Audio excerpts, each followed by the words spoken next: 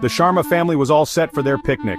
Dad Sharma packed the car, Mom Sharma made sure they had all the snacks, and little Rahul and Priya, they were so excited, bouncing around like happy puppies. It was a picture-perfect day. The sun was shining, birds were singing, and everyone was happy. They were going to a special spot deep inside Whispering Woods, a place known for its beautiful stream and a giant banyan tree. Dad Sharma promised to tell them stories under the tree, and Mom Sharma promised yummy sandwiches and lemonade. What more could you ask for? Soon they arrived at the woods. The sunlight seemed scared of the woods, hiding behind the tall trees.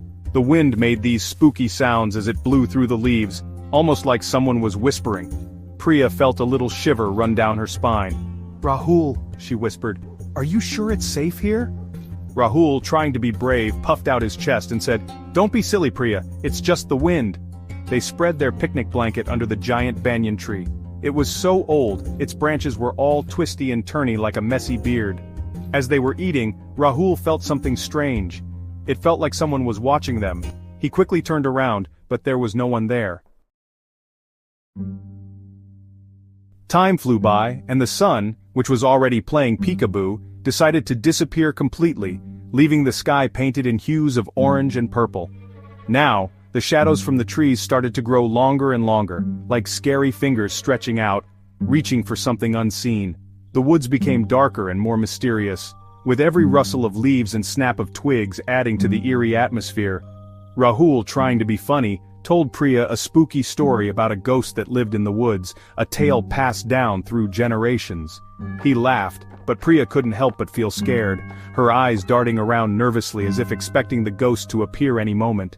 "Rahul, stop it!" she said, her voice shaky, betraying the fear she tried to hide. Suddenly they heard a rustling sound in the bushes behind them, a noise that seemed to come from nowhere and everywhere at once.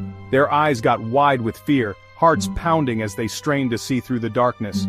"Who's there?" Dad Sharma called out, trying to sound brave, but his voice wavered slightly. Silence. The only sound was their own heartbeats, loud and fast, echoing in the stillness of the night. Then a tiny rabbit hopped out of the bushes, its eyes wide and curious, completely unaware of the fear it had caused. They all let out a sigh of relief, laughter bubbling up as the tension broke. But the fear didn't go away completely. It felt heavy and cold, lingering in the air like a ghostly presence. As the moon replaced the sun, casting an eerie glow over the landscape, the forest transformed into a maze of shadows, each tree and bush taking on a sinister shape. The sounds of crickets and owls filled the air, their calls echoing through the trees, their chirps and hoots sounding like creepy whispers in the dark, adding to the unsettling atmosphere. Rahul and Priya huddled close to their parents, their small hands clutching tightly to their mother's dress. Even Dad Sharma, who was usually so brave, seemed a little worried now, his brow furrowed in concern. He kept looking over his shoulder as if expecting something or someone to emerge from the darkness, his eyes searching the darkness for any sign of movement. They had completely forgotten about the picnic they had planned, the food and blankets now abandoned. Then, the strangest thing happened. It was as if the forest itself was holding its breath. The sounds of the forest, the crickets, the owls, the rustling leaves. Everything went completely silent, as if someone had hit the mute button on the whole world. It was an unsettling silence, one that made the hairs on the back of their necks stand up. A cold breeze swept through the clearing, rustling the leaves and making the shadows dance. The chill in the air was palpable, making shivers run down their spines. Priya felt goosebumps pop up all over her skin. She had the distinct feeling that they weren't alone, that unseen eyes were watching them from the shadows. "We need to go," Mom Sharma said, her voice higher than usual. Dad Sharma agreed. He quickly packed up their things, his movements quick and jumpy. They hurried back towards the path, their flashlight beam bouncing crazily in the dark. But the path was gone. They were lost. Panic surged through them. They were lost in the woods in the dark, with something unknown lurking nearby. Rahul grabbed Priya's hand, his own sweaty with fear. "Don't worry," he whispered, trying to sound brave, but his voice shook. They walked and walked, their flashlight beam cutting through the darkness, but the path was nowhere to be found. Hope started to disappear with every passing moment. Just when the fear felt like it was too much to handle, they saw a light in the distance. It was faint, barely visible through the thick trees, but it was there, a beacon of hope in the overwhelming darkness. A tiny flicker of hope sparked within them. They exchanged glances, their eyes reflecting a mixture of fear and anticipation. Could this be their way out? They ran towards it, their hearts pounding in their chests. The forest seemed to close in around them, but the light grew brighter with each step, urging them forward. As they got closer, they saw that the light was from a lantern, held by a figure standing near a familiar jeep. The sight of the vehicle brought a rush of memories and a sense of safety.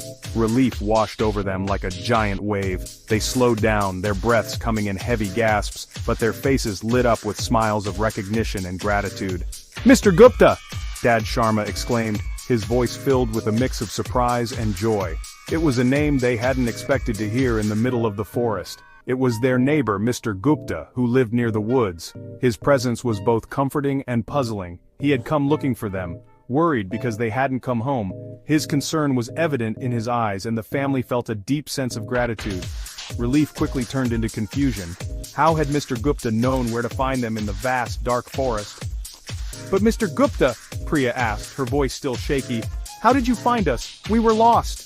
Mr. Gupta smiled kindly, his face illuminated by the lantern's glow. "Your father dropped his wallet near my house. I found it and knew something was wrong when I saw the car tracks leading into the woods. I recognized the car and followed your tire tracks. It was a lucky break, but I knew I had to find you before it got too late." The mystery of the disappearing path remained unsolved, but one thing was for sure: the Sharma family was never going for a picnic in the Whispering Woods ever again. They walked back to the jeep, grateful for their neighbor's timely intervention and vowing to stick to safer adventures in the future.